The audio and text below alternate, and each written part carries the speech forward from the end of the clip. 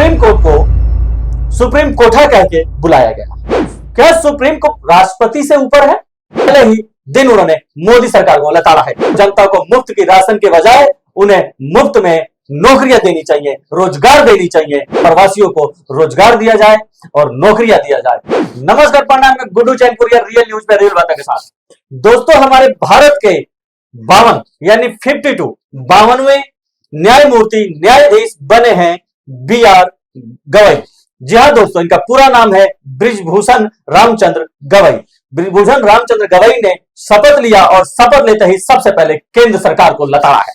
जी हाँ दोस्तों, पहले ही दिन उन्होंने मोदी सरकार को लताड़ा है। उन्होंने बोला है कि मोदी सरकार के आंकड़ों के हिसाब से जो उन्होंने बताया है कि 80 करोड़ जनता को मुफ्त में राशन देते हैं, उन्होंने बोला ये देने की जरूरत नहीं है। आपको 80 करोड़ जनता को मुफ्त की राशन के बजाय उन्हें मुफ्त में नौकरियां देनी चाहिए, रोजगार देनी चाहिए, जबकि आप फ्री की रेवड़ियां दे रहे हैं। ये योजना जारी हुई थी कोविड के टाइम पे, क्योंकि प्रवासी मजदूरों के पास काम नहीं था तो उन्हें उस टाइम पे इस राशन की जरूरत थी। लेकिन अब इतने दिन बीत गए हैं और अभी तक आपकी कोई स्पेशल स्ट्रेटजी तैयार नहीं है। इस पर तैयार करी जाए और इनको रोजगार देने का काम किया जाए, प्रवासियों को रोजगार दिया जाए और नौकरियां दिया जाए। तो ये जो 80 करोड़ का आंकड़ा है मुफ्त में राशन देने का, इसे खत्म कर देना चाहिए जल्द से जल्द। जी हाँ दोस्तों, वही उन्होंने केंद्र सरकार से अलग हटके कहीं ना कहीं अपने चुनाव आयोग को भी निशाने पर लिया है कि वो निष्पक्ष होकर चुनाव कराएं हर एक राज्य के अंदर। जी हाँ दोस्तों, ये एक उनके लिए इशारा था।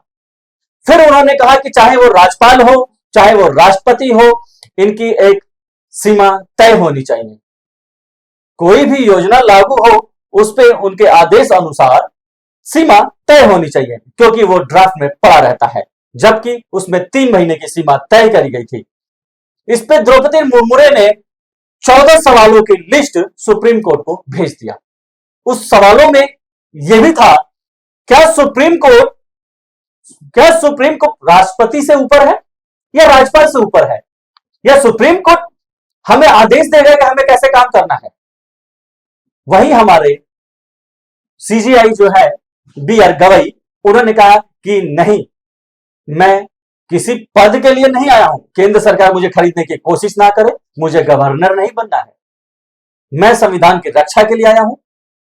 केंद्र सरकार के जो होम मिनिस्ट्री है उसी में एक आदेश यह था कि राज्यपाल हो या राष्ट्रपति हो, इनकी सीमा जो है 3 महीने की तय करी गई थी।